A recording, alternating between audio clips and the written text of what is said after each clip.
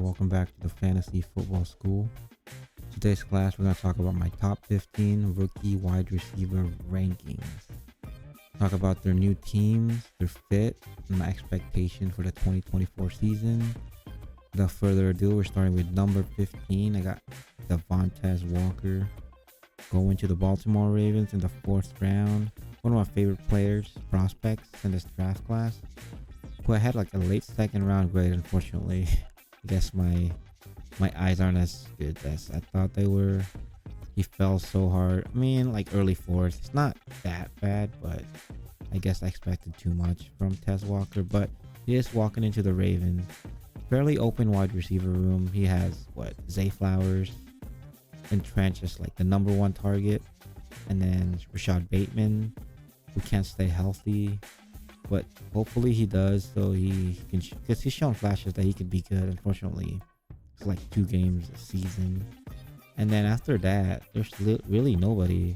There's Nelson Aguilar, who sometimes just shows up and like drops like 2 touchdowns or 100-yard games every now and then. It's pretty sporadic, but really Tez Walker only has to beat out Nelson Aguilar for 3rd spot on that depth chart and can consistently see some snaps.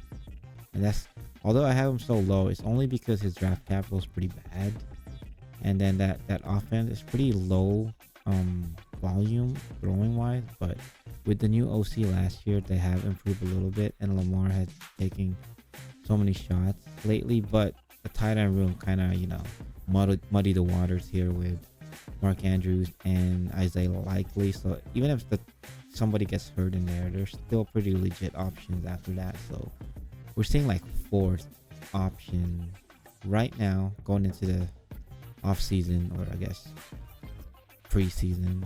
Moving on to number 14 here, I got Jalen McMillan going to the Tampa Bay Buccaneers in the 3rd round. Also a pretty open wide receiver room outside of the top 2 in, Mike Evans, Chris Godwin. But Rashad White kind of takes a lot of touches. Kadon's there, but he's not really a threat outside of, like garbage time. So Jalen McMillan definitely has a chance to move all the way up to 3rd potentially. But Trey Palmer did have a pretty good season last year for, I think he's a 5th round pick. So he's going to have to battle him out for 3rd on the depth chart. Thing is, Godwin can play inside and out. So whoever position Godwin doesn't slide in, probably where McMillan will go to. He has good size for a slot receiver, so he can definitely be outside too. So moving on to number 13 here, another, I guess, loser in terms of draft capital in the draft. I got Troy Franklin going to the Denver Broncos early in the 4th round. Walking into a pretty good opportunity, not gonna lie. Gonna reconnect with his college quarterback, who they had a pretty great chemistry, had an amazing 2023 season, so they shouldn't skip a beat. And that wide receiver room he's walking into is also pretty wide open, all the way up to number 1. Honestly, they have Portland Sutton and Marvin Mims at the top 2, and everybody else besides under that he can definitely beat out. The only issue is he talented enough to beat him out? Because he was very productive in college, but the way that he fell so hard, it might be a big question mark in terms of his ability, at least how the team sees him in the NFL. But what I saw in college, what I saw on tape, I think he can definitely move up all the way to number 3 easily. And then after that, it's anyone's question or answer at that point. But definitely a pretty good opportunity for Troy Franklin to have an immediate impact here, especially with his college quarterback at the helm. My number 12 wide receiver here, I got Roman Wilson going to the Pittsburgh Steelers in the 3rd round. Another wide open wide receiver room, but a questionable quarterback room and a very, very run heavy team. So I don't expect him to be effective right away in terms of production, at least not in the receiving game. He's probably going to be used a lot in the blocking game because they're going to run a lot. But outside of George Pickens, there's literally nobody here in this room that he can't beat out. Next lineup is like Calvin Austin, maybe Van Jefferson. That's it. And those two hasn't really showed up in terms of consistent production. We know Calvin Austin has shown flashes, but right now I just see him a one-trick pony, deep threat. And the only other competition is Pat Fryermuth. We have Artie Smith at OC, so he's probably gonna feed him, but I can see him rise all the way to third, probably second, depending on how much you put a stock on Fryermuth being, a target hog. So moving on to number 11, we got Jalen Polk, the New England Patriots. So he got drafted pretty high. I had a 3rd round grade on him, but the NFL thinks he's a much better prospect than I do, which I believe because, I don't know that much. But anyways, going to the Patriots, going with a rookie quarterback. He's gonna struggle along with Drake May because, especially early on, and that's assuming Drake May actually starts right away, which I expect him to, but there's literally nobody on that depth chart right now that potentially Jalen Polk could be the number 1 option, but I don't expect that until later in the season. They do have Demario Douglas. They did draft Javon Baker, and then there's a bunch of scrubs that are veterans in there. We got Kendrick Bourne coming off ACL. We got Juju Smith-Schuster, who's always hurt. And then like Keyshawn Butte, and that 2nd round they drafted a Tyquan Thornton. Like, there's nobody there that screams like, oh, I'm going to be the number 1 receiver right now. So Jalen Polk potentially be the wide receiver, and they drafted him to be the number 1. So all right, moving into the top 10 now.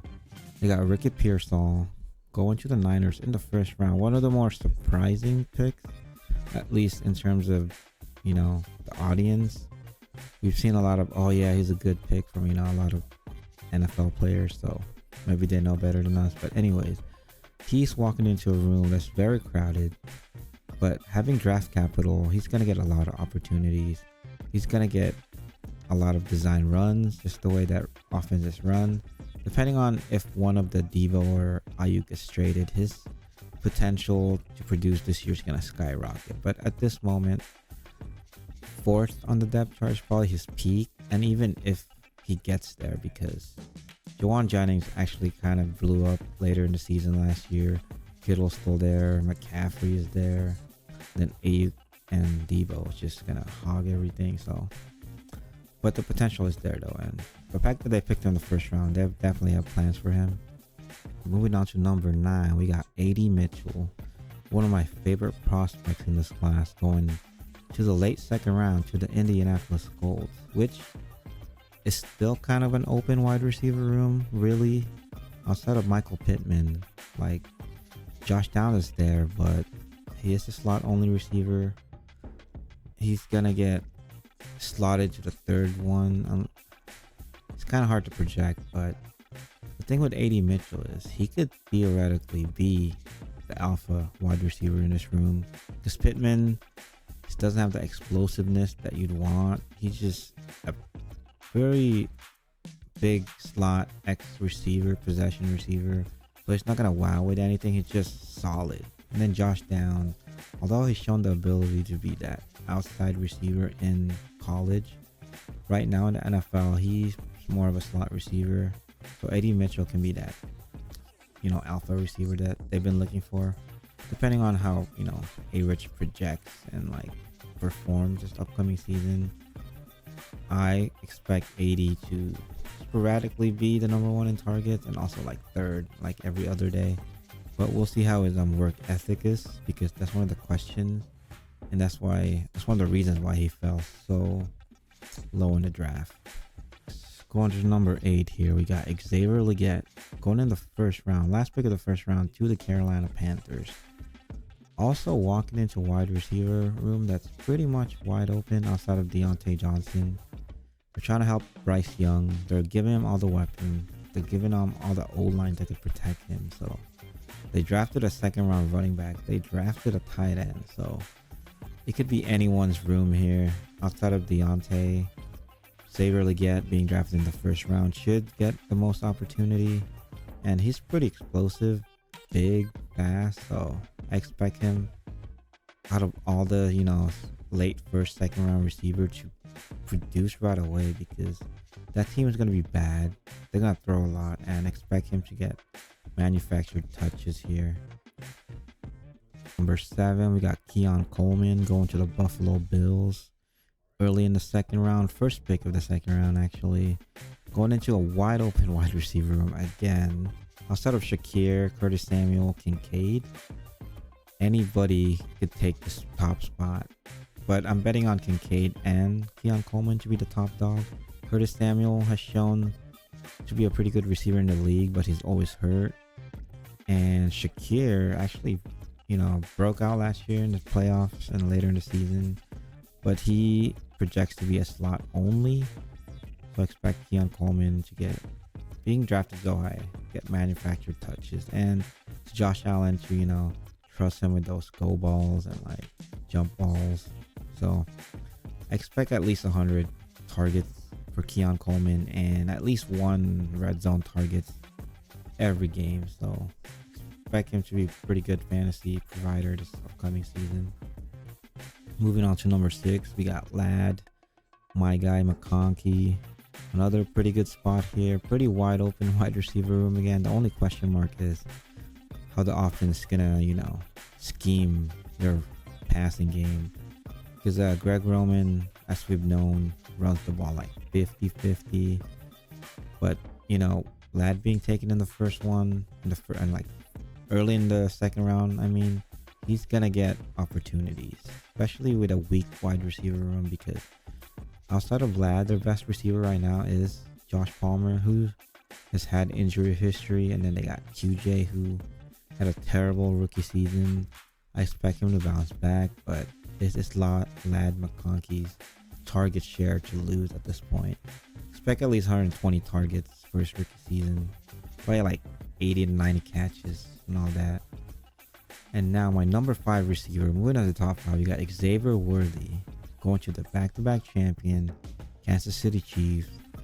I struggled putting McConkey ahead of him, but man, just getting that first round pedigree and going to Mahomes kind of broke that tie a little bit. And that speed, dude, you can't teach speed. So, and with Rashee Rice being an idiot, Xavier Worthy is going to have opportunity early on, and when you give him the opportunity, I don't know if he's going to give it back. But I expect Hollywood Brown to just be a 1-year rental for this team regarding of how he does. They just can't afford to pay him if he does explode. So Xavier Worthy looks like he has a bright future into this league, being tied to Patrick Mahomes. Finally, my number 4 receiver right now, Brian Thomas Jr., going to my Jacksonville Jaguars to be the number 1 for Trevor Lawrence. A guy that can finally, not say finally catch, because he's had some drops in college, but hopefully he's better than Zay Jones, which kind of dropped a lot of touchdowns. He made a lot of also, ridiculous catches, but you remember the drop ones, man. And he's finally cut, so he is the lone outside receiver outside of Christian Kirk, who's our most dependable receiver. Brian Thomas has the should be the number 2, potential to be the number 1, depending on how they structure the new offense around him. So expect him to get at least 120 targets and should break out as a rookie, but we'll see how the NFL speed is. He's got that size speed for a guy that's 6'4" and ran a 4.3. It's gonna be fun this upcoming season. Moving on to the top 3, pretty easy top 3 here, and like the consensus top 3. I have Rome Odunze going to the Bears at 109. He was my 3rd receiver pre-draft prospect wise, and he kind of fell where I expected him to go. Pretty crowded receiving room, but hey, DJ Moore, it has alpha traits, but he is almost 28, so he's just paving the way for Rome Odunze to be the new alpha, because he can play any receiver role, he can run any routes, and he's produced, and he's fast for a guy his size. So he might struggle early on, not struggle, but he probably gonna be 3rd on the target share early on, but year 2, year 3, expect him to be a breakout. But right now, probably like 80 targets at best, just because of a crowded receiving room with a rookie quarterback. Moving on to my number 2 receiver. Another great spot in terms of target. Malik Neighbors going to the Giants. Pretty barren wide receiver room here. Only problem is his quarterback is Daniel Jones. Theoretically for now. But there's been some talk that Drew Lock might have a chance to win. Doubt it. But like I said, pretty wide open. He should get like 120, 130 targets this upcoming season. They're just gonna pepper him because who else is there? They got what? Darius Slayton, who's just an outside receiver who doesn't really scream, wide receiver 1. Then they got the short dude, forget his name, from Kentucky. He tore his ACL freshman year. Yeah, he's just a slot receiver. They're gonna manufacture touches for him, but it's Malik Neighbors' team right now. So, and plus their running back room is kind of bad too. So, Malik Neighbors is like the only one that's gonna get game planned, and even their tight end room is kind of bad. We got 2 blocking tight ends in Bellinger and Theo Johnson. Really, nobody else to challenge him. He's gonna get 10 plus targets per game. That's assuming they even throw. Actually they might, because the team's gonna be bad, so they're gonna be behind a lot. And finally, a number 1 receiver, one of the best prospects last decade, in the 2000s at least, comparable to Calvin Johnson and Julio Jones, AJ Green. We got Marvin Harrison Jr. going to the best situation in the league as a receiver. Got an elite quarterback, pretty up and coming defense, decent O-line, decent running back room, and he's coming in as the number 1 weapon. Expect him to get 12 plus targets a game. With Kyler Murray being at the helm, he's gonna get accurate 12 targets a game. So expect him to pretty much challenge for wide receiver 1 numbers for fantasy. So that's my top 15 rookie wide receiver list there. Gonna be a fun season. A lot of these rookies walking into pretty wide open receiver rooms. So it's gonna be fun keeping up how they progress every week. So I'll see you on the next one. Peace.